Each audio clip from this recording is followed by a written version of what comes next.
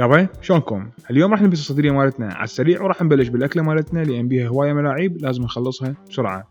أول شي راح نشغل النار، نخلي الطاوة مالتنا على الطباخ وننتظرها إلى أن تحمى زين. الطاوة مالتنا صارت كلش حارة، راح نخلي بيها كمية من الزيت وراح نخلي بيها كمية اللحم المفروم مالتنا بدون ما نحركه وننتظره إلى أن يلشع لشعة زينة مثل هذا اللون يصير عندنا. هسه راح نبدي نقلبها إلى أن يتفتت اللحم كله تماما ويلشع من كل الاتجاهات. اللحم مالتنا صار لونه كله بني من كل الاتجاهات، راح نشيله ونخليه بكاسة على صفحة. الطباخ هذا وصلني من شركة فرانكي الإيطالية، الوكيل مالتهم شركة آفاق الأمد بالعراق. الطباخ هذا الزجاج مالته كريستال ضد الكسر وبيها منه فول سيفتي ومقاوم للانفجار وشكله منه حلو وكشخه. صراحة أنا راح استعمله بالتصوير مالتي. راح نجيب لنا كم بصلاية، راح نقطعها بهالشكل هذا وراح نثرمها ثرم كلش ناعم. كل ما انعم كل ما افضل، بس ما احكي لكم البصل عمانة عمي، بس هاي الاكلة تستاهل، لازم احنا نتعب بيها شوية ونتعذب همينة شوية. ملاحظة اذا قصت البصلاية طلعت بالنص عندكم مفصولة من جوا، راح نعاملهم كل وحدة على شكل بصلاية وحدها كاملة، نفتحها نقطعها نثرمها ناعم بهالشكل هذا ممتاز. بنفس الطاوة مال اللحم بعدها كلش حارة راح نخلي بيها كمية البصل مالتنا، راح نحط فوقها ربع طن ملح حتى هذا يخلي المي مال البصل يطلع عندنا اللي برا، وراح نحمسه تقريبا 5 دقائق.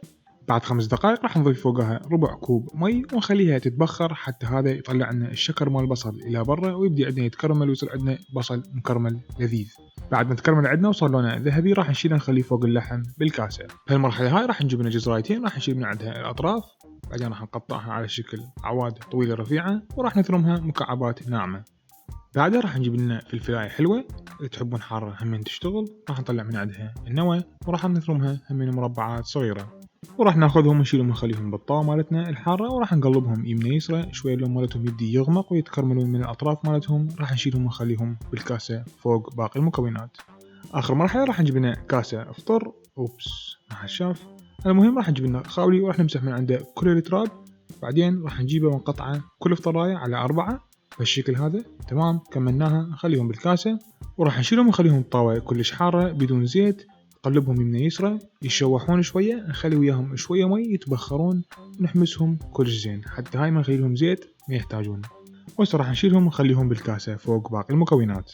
اخر شي راح نجيب لنا 3 فصوص ثوم، راح نقص من عندهم هذا الراس القوي اللي هو عبالك خشب، بعدين حافة السكينة راح نضربهم كم ضربة. تمام راح نشيل من عندهم القشر، وهسه راح نثرمهم ثرم شوية خشن حتى شنو ما يحترقون عندنا بسرعة. الطاوة مالتنا بيها شوية زيت، راح نخلي فوقها كمية الثوم وراح نضيف فوقها شوية اوريجانو تقريبا خاشوقة كبيرة، وراها راح نخلي علبتين معجون لا علبة ثالثة. تمام راح نحمس المعجون مالتنا ويا البهارات كلش زين. وهسه وصلنا مرحلة الوحش، راح نجيب الكاسة الكبيرة نخليها فوق المعجون ونبدي نقلبها إلى أن تتجانس كلها سوية، واحتمال كبير إن راح تحتاج كمية زينة من المي، راح نضيف فوقها المي حتى يصير عندنا مثل الصوص والمعجون يذوب ويدخل داخل كل هالمكونات. هسه صار وقت شنو نخلي لها كمية الملح مالتنا، راح نخلي ربع طن ملح أو نص طن ملح، ونخلي أكيد فوقها طن كامل فلفل أسود تصير سبايسي. هسه راح نذوقها. فشي يا جماعة رهيب. هاي نقدر نخليها بالثلاجة ايش وقت نريد نستعملها، نقدر نسوي بيها معكرونة بالبشاميل، لازانيا، باستا، وايفر اي شيء كله يشتغل. بس ثاني راح اشيلها واخليها بصفحة. هنا انا عندي جبن عكاوي، راح يكون هذا الجبن شوية مالح، فايش راح اسوي؟ راح اقطعه شرايح بهالشكل هذا وراح اشيله نخليه بكاسة، راح اخلي فوقه مي حار اغطيه تماما، راح اخليه ينقع تقريبا 20 دقيقة حتى هاي الملوحة كلها نتخلص من عندها. ملاحظة جبن عكاوي متوفر بكل الاسواق، اكو مجمد اكو فريش كيفكم كله يشتغل، اي نوعية جبن همين تحبوها همين تشتغل. هسه بهالمرحلة هذه راح نسوي لكم البشاميل صوص، راح نجيب ونخلي 4 قطون زبدة بالجدر، لا مو 4 قطون، تقريبا 5 خواشيق كبار. بين ما الزبدة مالتنا راح تذوب راح نخلي فوقها كمية زينة من جوز الطيب نبرشها برش. هذه البشاميل الكلاسيكية مالتنا راح تكون بهالطريقة هذه. هسه راح نضيف فوقها ونخلي 5 خواسيق كبار طحين ما حتسمع. ملاحظة المهم عندنا يصير كمية الزبدة وكمية الطحين نفس الشيء، 5 خواشيق 5 خواشيق، 10 خواشيق 10 خواشيق، طن زبدة طن طحين، لا اي ما ادري يمكن. راح نبقى نخلط بيها لان الطحين مالتنا هذا لازم ينطبخ حتى ما يبقى عندنا قوام طحين بالصوص مالتنا ويطلع عندنا كريمي كلش عبالك جيمر. هسه راح نسوي فد حركة اللي هم كل الشيفات يقولون تسووها، بس انا اشوفها انه هي هاي الحركة المضبوطة حتى ما يتكتل عندنا البشاميل صوص. الحليب مالتنا كلش بارد، راح نشيله ونصبه صبة واحدة فوق الطحين والزبدة مالتنا، وبعدين نبدي نخلط شوية شوية. بالوصفة هاي انا اسوي بشاميل كمية كبيرة، فراح اخلي 3 دولكات صغار من هذولا حليب. راح نخوض بيه إلى أن يبدي عندنا يثخن. ملاحظة لا تسوي كلش ثخين حتى شنو يطبخ عندنا رقائق من اللازانيا بدون ما نسلقها قبلها. شلون نعرف القوام المطلوب؟ راح نجيب خاشوقة ندخلها نطلعها، البشاميل راح يغطيها، راح نجور بيها خط، هذا هو القوام المطلوب. واكيد لازم نخلي وياها ربع طن ملح، واللي يحب يقدر يخلي وياها فلفل ابيض، انا ما عندي راح اخلي فلفل اسود. واخر شيء اكيد لازم نذوقها. بيرفكت، ممتازة. صار وقت نرجع الجبن عكاوي، راح ناخذها ونصفيها كلش زين من المي، واكيد اهم شيء لازم نذوقها نتاكد ان الملوحه مالتها زينه وبعد ما كلش مالحه. اوكي نايس جيد. هسه راح نقطعها على شكل شرايح كلش صغيره وخفيفه، شلون احنا نشتريها مبروشه نفس الشيء تقريبا. راح نخليها بكاسه، وانا راح اخلي فوقها جبنه شيدر صفراء، هاي تنطينا نكهه مركزه. انا احب هاي الخطتين، بكيفكم تقدرون تخلون اي نوعيه جبنه تحبوها حتى لو كانت جبنه كريميه. هسه راح نبدي بالمعركه مالتنا. بالمقدمه عندنا صينيه فرن فرانكي نخليها بالوسط، اما على الميمنه فراح يكون عندنا كميه الجبن، فاما على الميسره فيتقدمها صوص البشاميل ويتأخرها في الجهة اليسرى صوص الأحمر مع اللحم اللي هو راح يقدم لنا الدعم اللوجستي. أول شيء راح نهاجم صوص البشاميل، راح ناخذ لنا شمشة ونخليها بالنص.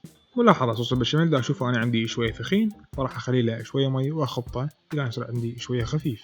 هسه راح ننزل الجنود مالتنا داخل الصينية، راح نخلي طبقات اللازانيا بهالشكل هذا.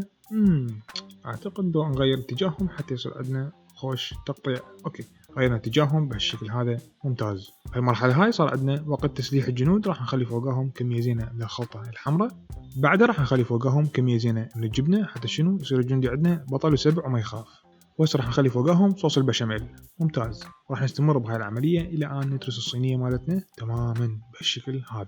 هسه وصلنا للمرحلة الأخيرة، راح ناخذ البشاميل مالتنا كله ونصبه فوق هاي الطبقات. ملاحظة الخلطة مال اللحم اللي على صفحة باكر الصبح فوقها بيض، أيوه هادشي. واكيد هذا الجبن الباقي راح نخليه على الوجه نوزعه كل الاتجاهات. اني راح اخلي فوقها قطع بابروني بهالشكل هذا، راح نصفها على الوجه تطلع عندنا شكل وريحه وطعم ما احكي لكم. هسه راح نشيلها واحكي لكم وين راح اوديها. راح نشيلها ونخليها داخل فرن فرانكي واللي بيه هوايه ملاعيب، مثل آلية التنظيف الذاتي بالبخار، يعني يتنظف بدون ما احنا نتعب. نقدر نطبخ بيه 3 اطباق سويه بنفس الوقت، والحراره راح تكون كلش متوزعه. وباب هذا الفرن بيه اغلاق ذاتي، يعني احنا ما نعوفه راح ينسد هو على كيفه. باعوا شلون هيج. هسه راح نطلعها من الفرن بعد ما طبخناها على حراره 180 الى 200 تقريبا 30 الى 35 دقيقه. يابا اللازانيا مالتنا صارت جاهزه، راح نخليها هسه شويه تبرد. راح نجيب لنا سكينه، راح نقص لنا قطعه نشيلها نخليها على الصحن. ب10 طبقات ممتازه تخبل. بسم الله راح نجربها. ما احكي لكم يا جماعه الطعم فتشي. يابا شكرا لكم بالمتابعه، واكيد همينا شكرا لشركه آفاق الامد واللي هم الوكيل الحصري والرسمي لشركه فرانكي الايطاليه اللي دزونا كل هذه المنتجات، وكان التوصيل مالتهم مجاني. وهمينا عندهم هوايه منتجات مثل غسالات الصحون، مرشحات، احواض والى اخره. شكرا لكم جميعا، في مان الله. حبي كافي تاكل، قوم خلص الفيديو، قوم ها هي.